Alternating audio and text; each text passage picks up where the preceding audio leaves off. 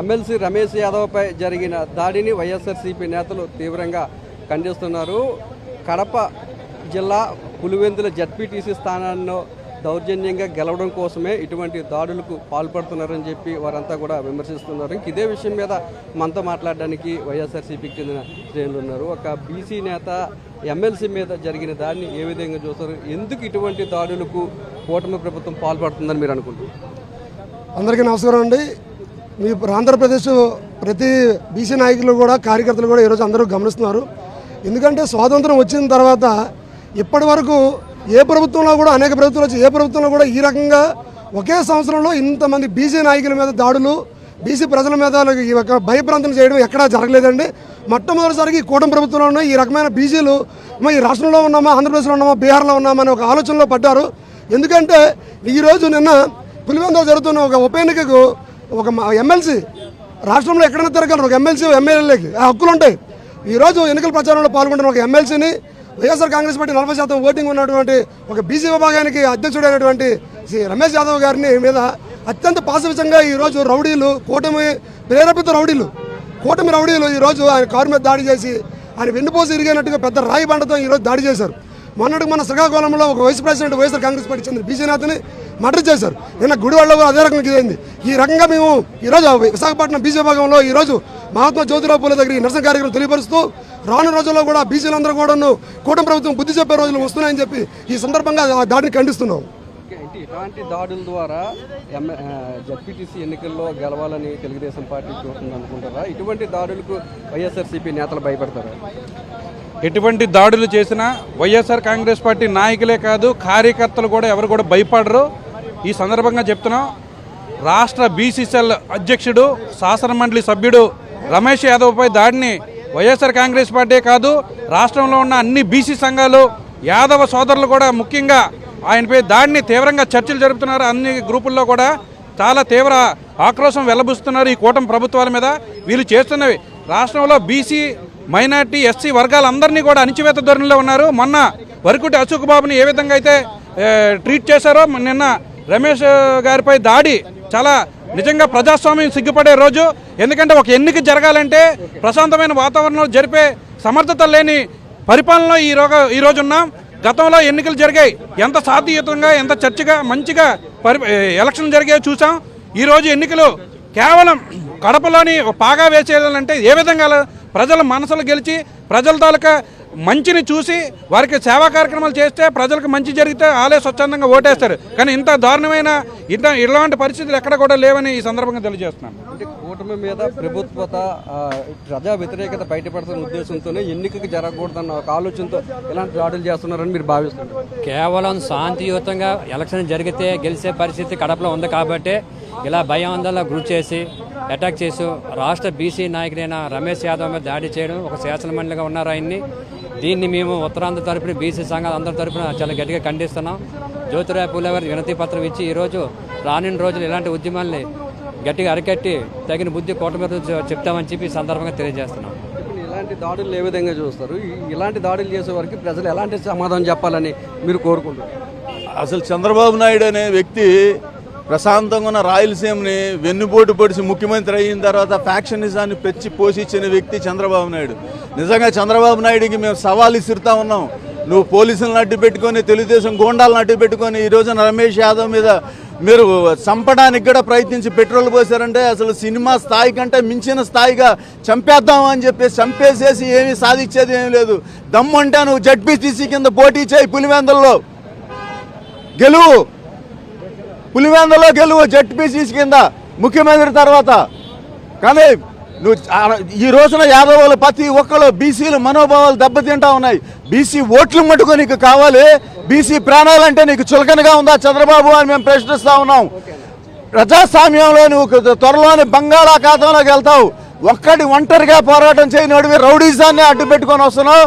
ప్రజలు బుద్ధి చెప్తారని చెప్పి మేము ఖచ్చితంగా చెప్తా ఉన్నాం. బీసీ నాయకుల మీద దాడుల ద్వారా ప్రజలను భయభ్రాంతులకు గురి చేసి అడ్డదారిలో గెలవాలని చూస్తున్నారు అనుకుంటున్నారు. యాక్చువల్లీ ఈ కూటమి ప్రభుత్వం మొదటి నుంచి చేస్తుంది, అధికారంలోకి వచ్చిన దగ్గర నుంచి దాడులతోనే ఇవాళ పాలన సాగిస్తూ ఉన్నారు. దీన్ని తీవ్రంగా ఖండిస్తూ ఉన్నాం. ఇక జరిగేటటువంటి ఏ ఎన్నికల్లో కూడా కూటమి ప్రభుత్వం అనేది గెలిచే ప్రసక్తే లేదు. దానికి నిదర్శనమే ఈ దాడుల ద్వారా గెలవాలనుకుంటున్నారేమో కానీ ప్రజల తాలూకా మన్ననలు పొందే పరిస్థితి లేదు కాబట్టి ఖచ్చితంగా వైఎస్ఆర్ కాంగ్రెస్ పార్టీ రేపు పులివెందులకు గెలిచి తీరుతుంది. అంటే జడ్పీటీసీ ఫలితం ఏ విధంగా ఉంటుందని మీరు అనుకుంటున్నారు? జడ్పీసీ ఫలితానికి సంబంధించి ఈవేళ రాష్ట్రంలో నారా చంద్రబాబు నాయుడు పూర్తిగా విఫలమయ్యాడని అర్థమవుతుంది. జగన్మోహన్ రెడ్డి గారు పరిపాలించిన 5 సంవత్సరాల్లో ప్రజలందరి గుండెల్లో ఆయన కొలువై ఉన్నాడు. దీన్ని తీయడానికి కోసం అనేక అడ్డదారులు తొక్కుతూ ఇటువంటి ప్రయత్నాలు చేయడం, సామాజిక వర్గాల పైన అట్లా ఒక అంకితభావం లేదు. ఎస్సీలు కానీ, ఎస్టీలు కానీ, బీసీలు కానీ సమాజంలో వీళ్ళు భాగం అనే భావం ఆయనకు లేదు కాబట్టి ఇటువంటి దాడులు చేస్తాం. అది గుణపాఠం చెప్పే రోజు వస్తుంది. పులివెందుల జడ్పీటీసీ ఎన్నిక ప్రశాంతంగా జరిగితే గెలవలేమన్న ఒక ఉద్దేశంతోనే కూటమి నేతలు దాడులు దౌర్జన్యాలకు పాల్పడుతున్నారని, ఎమ్మెల్సీ రమేష్ యాదవ్ మీద కూడా ఈ వ్యూహంతోనే ఆయన్ని చంపాలనే ప్రయత్నం కూడా చేశారని, ఎన్నికల్లో కుట్రలు కుతంత్రాలకు పాల్పడుతున్న చంద్రబాబు నాయుడికి జడ్పీటీసీ ఎన్నికల్లో ప్రజలు తగిన బుద్ధి చెప్పే రోజులు దగ్గరలోనే ఉన్నాయని చెప్పి వైఎస్ఆర్సీపీ నేతలు చెప్తున్నారు. కెమెరామెన్ రమేష్తో నాయుడు, విశాఖపట్నం నుంచి. అందరికీ నమస్కారం.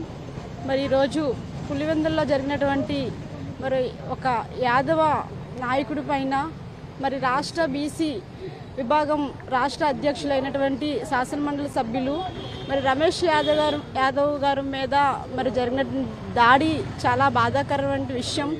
ఈరోజు జగన్మోహన్ రెడ్డి గారు మరి వైఎస్ఆర్ కాంగ్రెస్ పార్టీ అధికారంలో వచ్చిన తర్వాత బీసీలందరికీ కూడా ఒక ఉన్నతమైనటువంటి స్థానాన్ని కల్పిస్తే ఈరోజు కూటమి ప్రభుత్వ పరిపాలనలో టీడీపీ గవర్నమెంట్ హయాంలో ఈరోజు బీసీ యాదవులకు ఇంత అన్యాయం జరగడం చాలా బాధాకరమైనటువంటి విషయం. మొన్న రీసెంట్గా కూడా ఒక జడ్పీ మహిళ అయినటువంటి హారిక మీద కూడా ఇలాంటి దాడి అనేది జరగడం చాలా అన్యాయకరమైనటువంటి విషయము. ఇది ప్రజాస్వామ్యం అయినటువంటి పరిపాలన లేకపోతే నిరంకుశ పరిపాలన అనేది ఈరోజు నేను గవర్నమెంట్ని నిలదీస్తున్నాము. ఎందుకంటే ప్రజలను సమన్వయమైన పరిపాలనతో పాలించడం మానేసి ఈరోజు పక్షపాత పరిపాలన అనేది రాష్ట్రంలో జరుగుతుంది. దీనికి తక్షణమే మరి ఉన్నత స్థానంలో ఉన్నటువంటి మరి టీడీపీ ముఖ్య నాయకులు కూడా దీన్ని దృష్టికి తీసుకెళ్లాలని, వాళ్ళు ఆలోచించాలని నేను ఈ విధంగా తెలియజేస్తున్నాను. ఈరోజు చాలా దురదృష్టకరం. బీసీలకి మనుగడ లేకుండా ఆంధ్రప్రదేశ్లో జరుగుతుంది.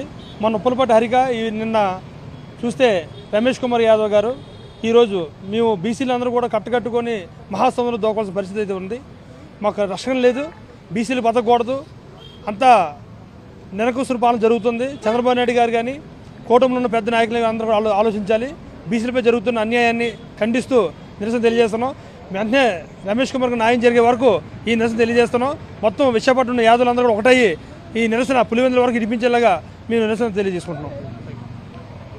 నిన్న ఏదైతే రాష్ట్ర బీసీసీఎల్ అధ్యక్షులు వైఎస్ఆర్ కాంగ్రెస్ పార్టీ అలాగే శాసనమండలి సభ్యులు రమేష్ యాదవ్పై దాడిని విశాఖపట్నం తరపున వైఎస్ఆర్ కాంగ్రెస్ పార్టీ తీవ్రంగా ఖండిస్తుంది. ఎందుకంటే ఒక బీసీ నేతని ఈ రకంగా దాడి చేసిన వ్యక్తుల్ని అందరూ కూడా పార్టీ కార్యకర్తలు కాపాడి కారులో ఎక్కించి తీసుకెళ్తుంటే కారు మీద పెట్రోల్ పోసే విధంగా, అంటే మనిషిని భౌతికంగా లేకుండా చేయడం అనేది దుర్మార్గపు చర్య. మనం ప్రజాస్వామ్యంలో ఉన్నామా లేదా అనేది అందరూ తెలుసుకోవాలి. మీకు ఈరోజు మాకు పట్టిన గతే మీకు రేపొద్దున బీసీ వాళ్ళకి పడితే ఏ రకంగా ఉంటుంది అనేది కూటమిలో ఉన్న నాయకులు కూడా పెద్ద నాయకుల్ని ప్రశ్నించాలని ఈ సందర్భంగా చెప్తున్నాం. నిన్న ఏదైతే హారిక జడ్పీ చైర్మన్కి ఏ రకంగా అయితే భౌతిక దాడులు చేశారో, అలాగే మొన్న వరకుటి అశోక్ బాబుని కూడా ఎస్సీసీఎల్ నాయకుడిని ఒక నియోజకవర్గ సమన్వయకర్తను కూడా దాడులు చేయడం, మన ఈ రాష్ట్రంలో ఎస్సీ ఎస్టీ బీసీ మైనార్టీ వర్గాలందరి మీద దాడులు చేస్తున్నారు. భౌతికంగా దాడులు చేయడం అనేది దుర్మార్గ చర్యగా మేము ప్రతిఘటిస్తున్నాం.